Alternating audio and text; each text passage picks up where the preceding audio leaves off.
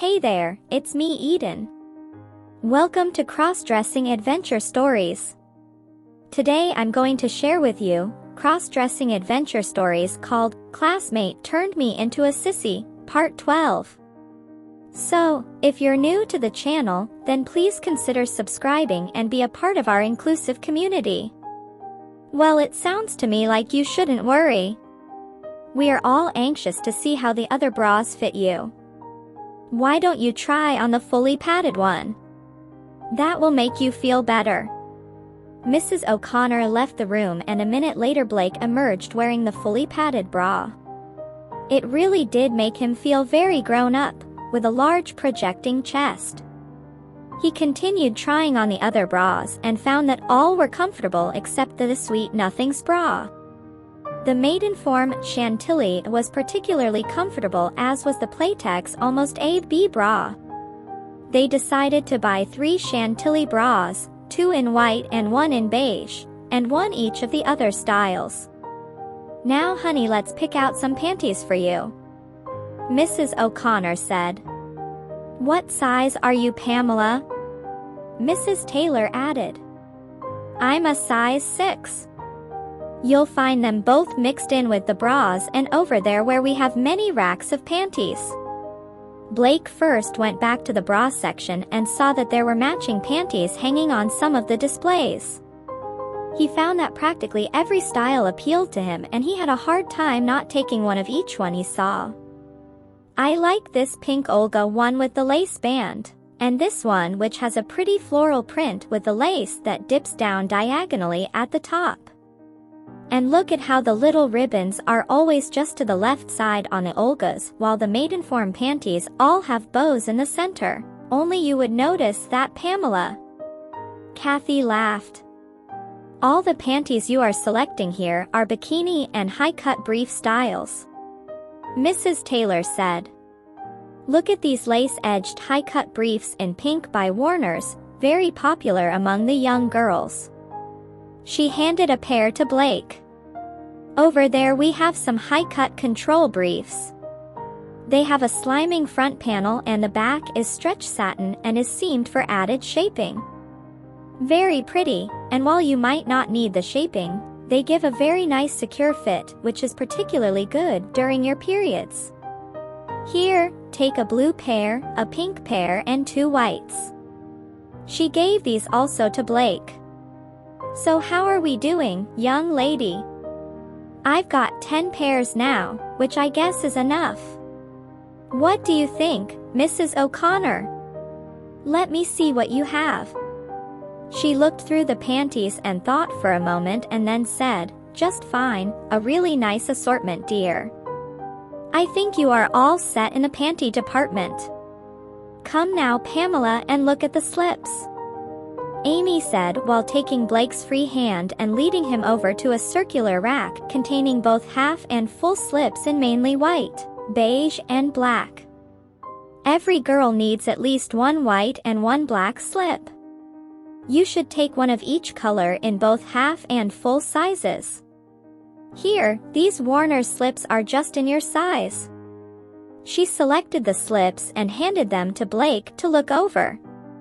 They had lace around the chest and along the bottom hem and had approximately 6-inch slits. They're very nice, Blake said, and then hesitated as if he were afraid to say something else. Don't be shy, Pamela, what is the matter? Mrs. Taylor said. I guess I was hoping to get a pink slip to match all my pink bras and panties, Blake said quietly. I'm sorry, Pamela, but really very few girls nowadays ask for pink slips, so we don't stock them. You could go to a specialty lingerie store where you might find them. For examples, Diana's bras and girdles on E. Main Street. If we have time, Pamela, we'll make a stop there, okay? Mrs. O'Connor said.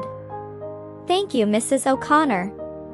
Mrs. O'Connor then paid for the bras, panties and slips using her credit card. They were all about to take their leave of Mrs. Taylor, when Blake said to her, I guess I can buy a garter belt and maybe a girdle or 2 at Diana's. Mrs. Taylor replied, "We don't carry garter belts, but I am sure that Diana's does. As far as girdles are concerned, may I ask why someone as slim as yourself needs a girdle?" Blake was caught by surprise and didn't know what to say. "I've always wanted one. I mean, my mom has always worn girdles, and I think that I might like them too. Or maybe I should get some panty girdles with attached garters for my stockings." Blake was blushing now as Mrs. Taylor looked quizzically at him. She said, "Mrs. O'Connor, could I have a word with you?" Mrs. O'Connor and Mrs. Taylor then walked a distance away where they had an animated discussion, in which they occasionally turned and pointed toward him. When they were done, Mrs. Taylor came back wearing a frown on her face. "Young man," she suddenly said sharply. Blake turned his head to her instinctively and she said. Mrs. O'Connor confirmed my suspicion. "While I admit that you have the appearance of a very pretty young girl, you have a lot to learn about acting like a real girl. You are Blake, aren't you? And that was your mother and sister who were here earlier? I thought that something strange was going on with you. I know I shouldn't say this because you are clearly a very good customer of Lord and Taylor, but I think your mother would be terribly ashamed if she knew that you acted like a little effeminate girl as you have here today. All your excitement about laces and bows and pretty things is just you acting like a princess instead of a real boy. I think it is shameful.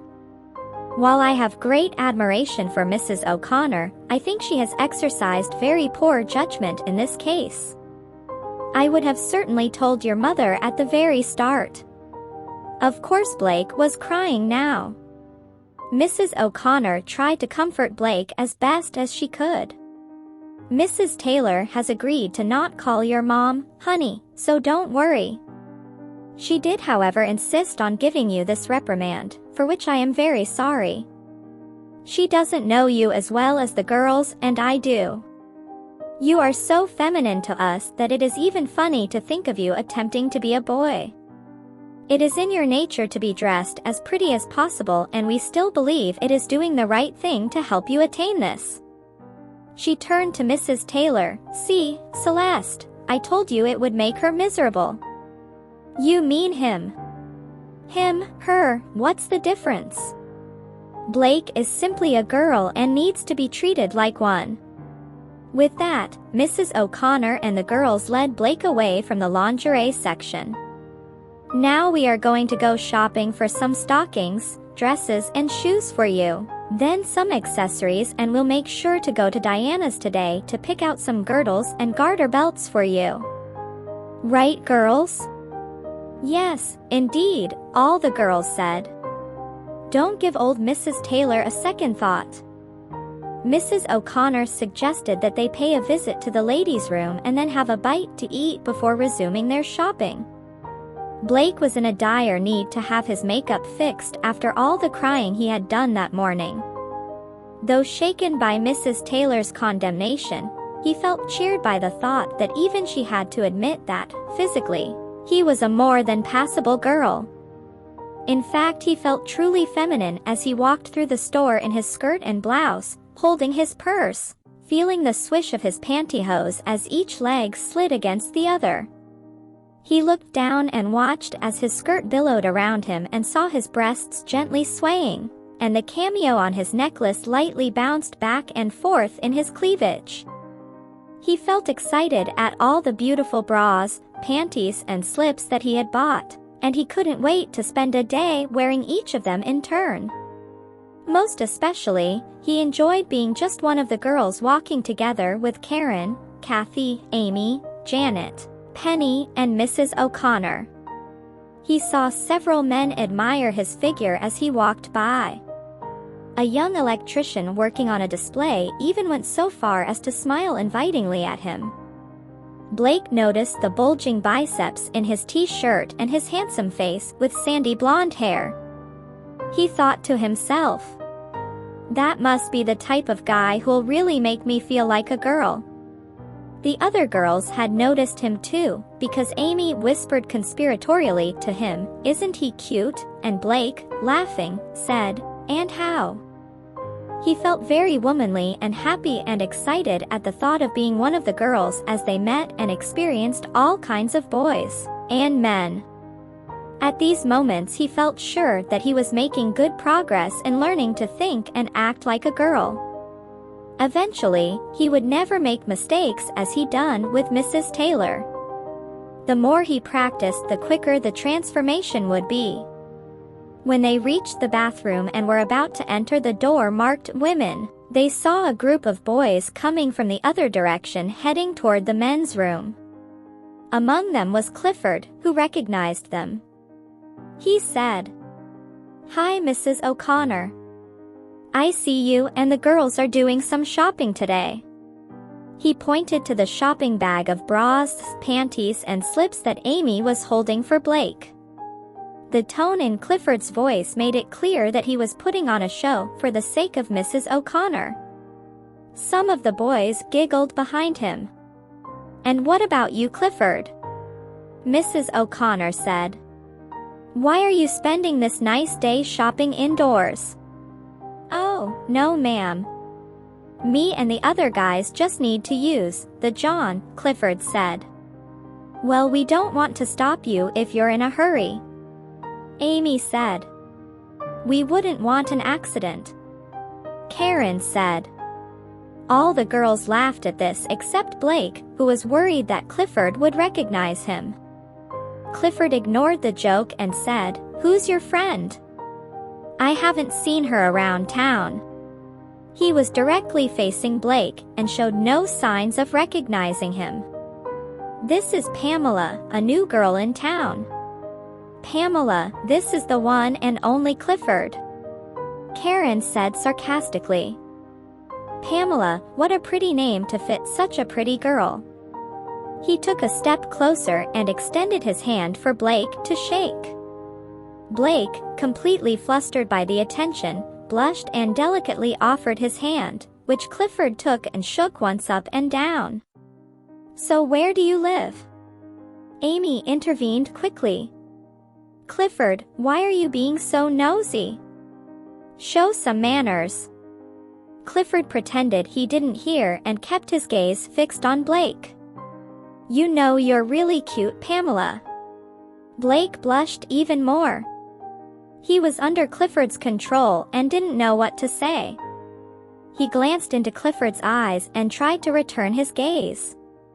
He saw Clifford's eyes dart down and look at his chest, and then again at his skirt and pantyhosed legs. "I'd like to call you up sometime," Blake was starting to say.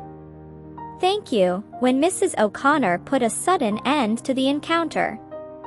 "There will be plenty of time for getting to know one another some other day.